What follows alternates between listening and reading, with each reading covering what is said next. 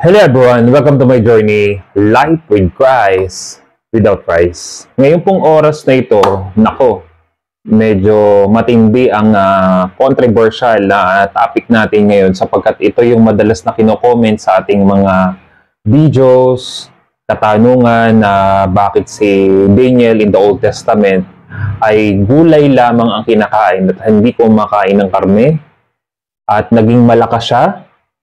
At bakit naman sa ating community ay hindi ko pinakakain ng gulay, pero laging yan ang kino-comment sa akin, itong Book of Daniel. At hayaan po ninyo na babasahin ko sa inyo ang ilan sa paulit-ulit na kino-comment sa akin dito. Tara, pag-usapan na po natin. Etong Book of Daniel, jump lang tayo pero kapag may pagkakataon kayo, pwede ninyong basahin ang buong Book of Daniel.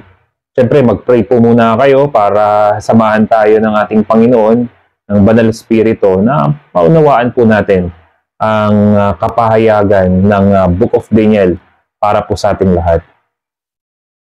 Teka lang po Ito kasi si Daniel, isa sa mga grupo na maglilingkod sa palasyo.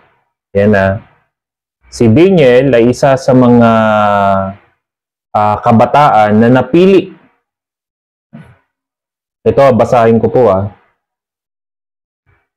Sabi sa Daniel chapter 1 verse 4, ang pipiliin nila ay mga kabataan na walang kapansanan, makikisig, matatalino, madaling turuan, may malawak na pangunawa, at karapat-dapat maglingkod sa palasyo.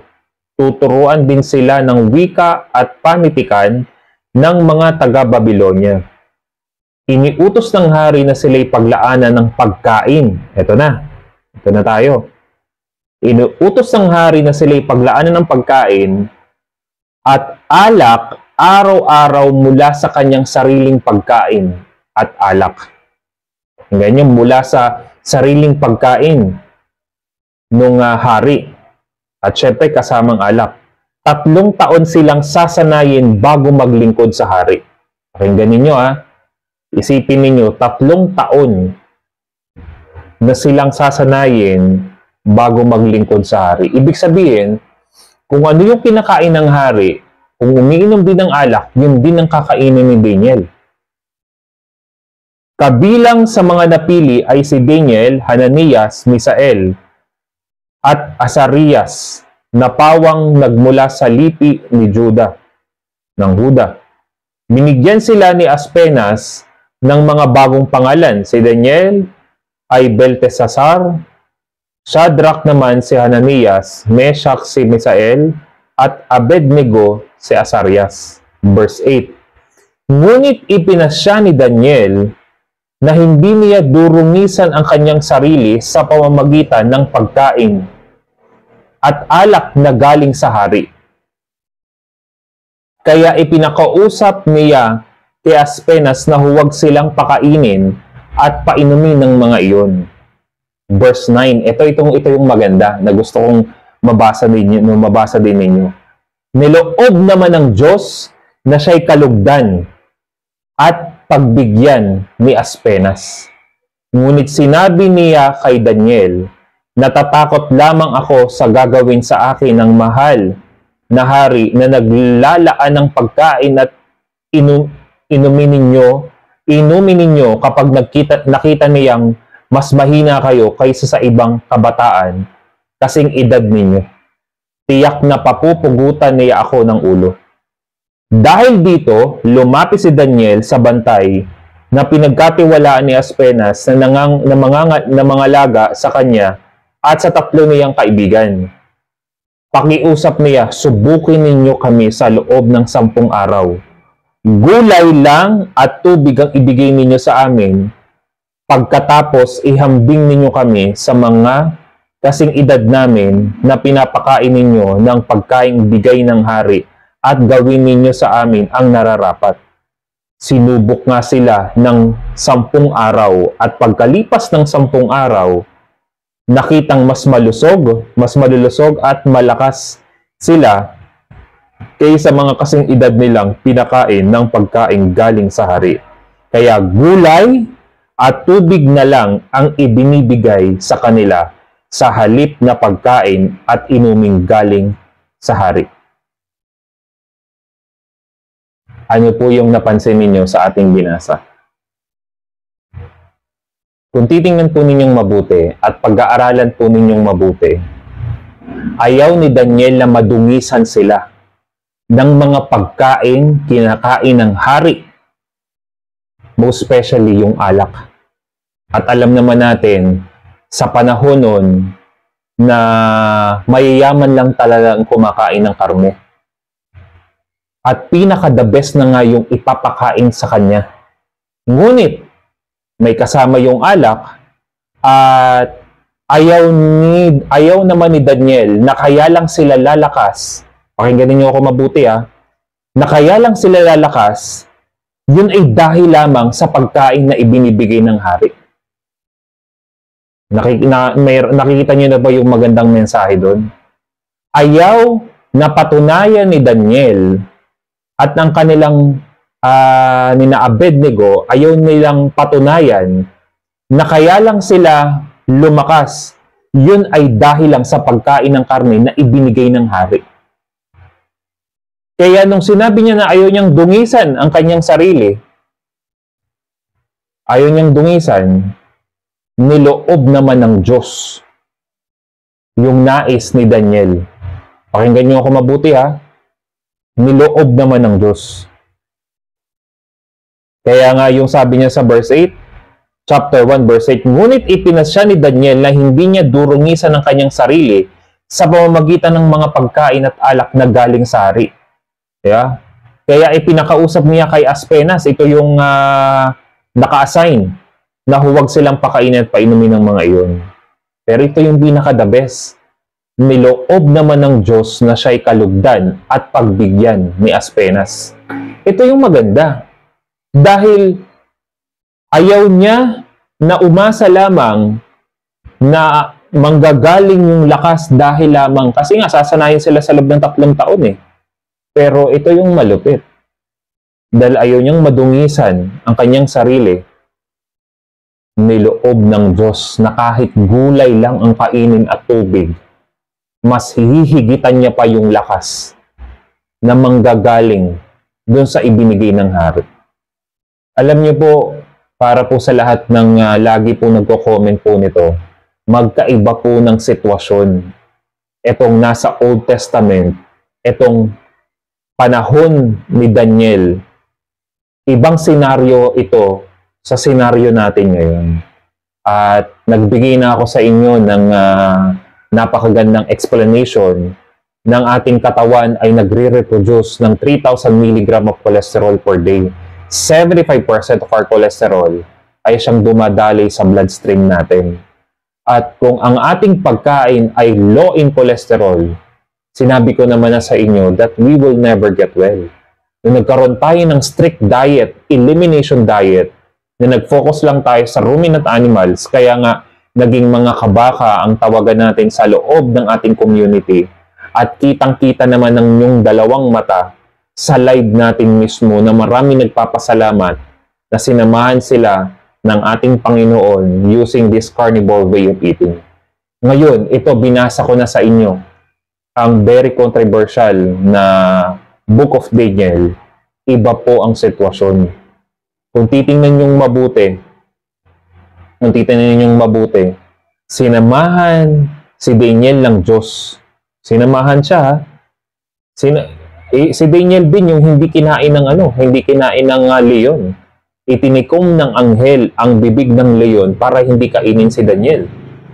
At malamang at sa malamang, may magandang explanation din yun. Diba? Bukod sa tinikom ng anghel ang bibig ng yung bibig ng leon, malamang ay hindi na rin talaga kakain at kumakain lang ng gulay itong mga to. Sina Daniel. At siguro kung karne yung kinakain, malamang nilapang sila. Pero dahil may proteksyon at pag-iingat ng ating Panginoon, hindi niloob ng Diyos na sila'y kainin din ng leon. Kung titingnan yung mabuti, pag-aaralan yung mabuti, napakalinaw dun sa binasa natin na niloob ng Diyos. Niloob ng Diyos. Kadalasan kasi sa atin ay umaasa tayo sa mga food supplement, umaasa tayo sa mga gamot para lang tayo ay to become fit and healthy, pero hindi tayo nagsuri. Kadalasan dinadaan lang natin sa salapi, pero napatunayan natin na hindi pala basihan na ikaw ay maraming pera ay madudugtungan na yung buhay mo. At some point, madudugtungan talaga yung buhay natin, pero hindi nangangahulugan na magiging fit and healthy tayo sapagkat marami akong mga kilala kayang bumili ng napakaraming food supplement, gamot, pero walang nangyari, hindi rin na-extend ang kanilang buhay. Kayang bumayad ng mga mamahaling mga ospital, doktor, pumunta sa mga magagaling na espesyalista, and yet wala din. Because at the end of the day, it's all about nutrition. Proper nutrition. Kaya ano pong ginawa natin? We tried to eliminate at nagtiwala na lang tayo sa ating Panginoon na samahan tayo sa ganitong klase ng pagkain. And look what happened. Yung mga severe na yung mga cases, nagkaroon ng pagbabago. Kaya ako po ay naniniwala na tayo po ay nagkasama-sama dito sa community. Hindi po to aksidente na nagkasama-sama po tayo dito. Ipagpaumanhin po ninyo na ngayon ko lamang nabigyan ng pansin at basahin muli ang Book of Daniel at naging malinaw na sa akin ang lahat na iba yung senaryo na pinatunayan ni Daniel na hindi lang siya lalakas dahil sa ibinigay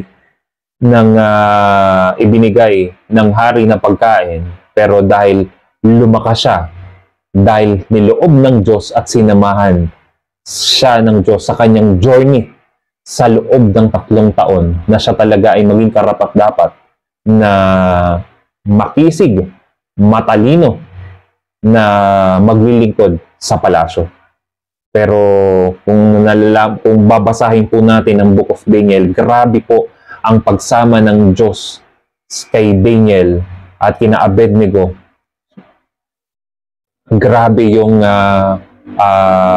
himala ng Diyos, proteksyon na ginawa ng Diyos sa kanila, na dumating na dun yung point na idinarang na sa apoy sina Abednego, yung sino nga ito?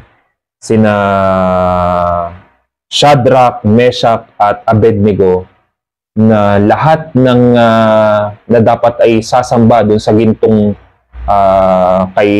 dun sa Diyos-Diyosan, na pag hindi ka sumamba, itatapon ka idadarang ka sa apoy at talagang mamamatay ka talaga. Pero hindi niloob ng Diyos yun. Hindi sila sumamba. Iligtas man sila ng Diyos o hindi pa rin sila sasamba dun sa Diyos-Diyosan. At alam niyo po, isang pagpapatunay na kapag niloob talaga ng Diyos ang mga bagay na to para sa ikabubuti ng karamihan, naku, maniwala po kayo. Sasamahan po tayo ng Diyos. Ngayon, we tried to eliminate na pagkain ng gulay. We tried to eliminate ng mga pagkain ng mga commercial brand na makakasama sa ating kalusugan. And yet, naging maganda ang resulta sa ating mga kalusugan at sa loob ng ating community. Sana ay naliwanagan po ang bawat isa sa aking ipinaliwanag patungkol sa Book of Daniel, na kung sinamahan ng Diyos si Daniel sa pagkain ng gulay, naniniwala ako, ito pong aking itinuro sa loob ng ating community. Hindi po ito sa sarili ko lang karunungan, sa sariling lang lakas, kundi idinulog ko po ito sa ating Panginoon. Hindi po aksidente na nagkaroon ng magandang pagbabago sa ating mga kababayan gamit lamang po ang meat-based diet. I tried to eliminate, ipinaliwanag, complete presentation sa ating mga kababayan hanggang sa ineliminate nga nila ang gulay. Nag-focus lang sila sa pagkain ng karne, and look what happened.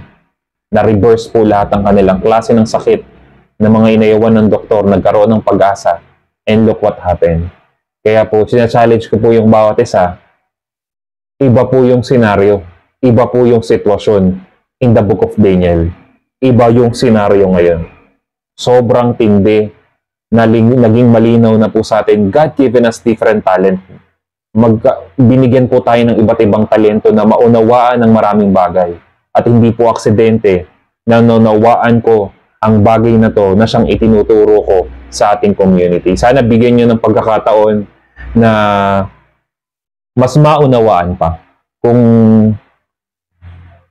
hindi talaga mapigilan na kumain kayo ng mga gulay, ng prutas, but I strongly suggest kung patuloy pa rin kayong kumakain yan at hindi pa rin nagiging maganda ang sitwasyon ng inyong kalusugan, maybe it's about time to eliminate all kinds of plants. Kung maganda naman ang epekto sa inyo, hindi ko naman kayo pipilitin. Pero at the end of the day, kung nakikita nyo pa rin na wala talaga nakikita kayong pagbabago sa inyong kalusugan, maybe it's about time na magdesisyon kayo para sa ikabubuti at para for the fast recovery ng inyong mga sakit at karamdaman. Muli po, ako po si Pastor Kelvin Cabuyao. Always remember, we can live without Christ and we cannot live without Christ. God bless everyone.